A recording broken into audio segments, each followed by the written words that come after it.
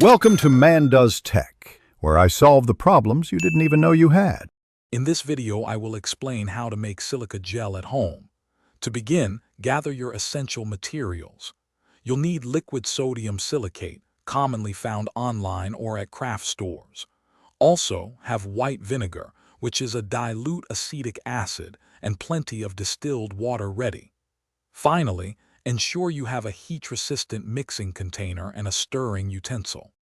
Next, let's prepare the solution. First, dilute your sodium silicate by mixing 1 part sodium silicate with 1 part distilled water in your heat-resistant container. Then, slowly and carefully add white vinegar to this diluted solution while continuously stirring. Keep adding the vinegar until you observe the mixture thickening and forming a soft, jelly-like gel. This reaction creates silicic acid. After gel formation, it's crucial to wash it. Rinse the gel repeatedly with distilled water to remove any byproducts, like sodium acetate, ensuring purity. Drain the water after each rinse. Once washed, break the gel into small, roughly 1/4 inch pieces.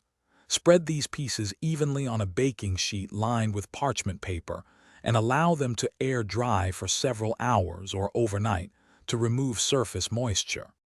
Finally, activate your silica gel for maximum effectiveness. Preheat your oven to 250 degrees Fahrenheit.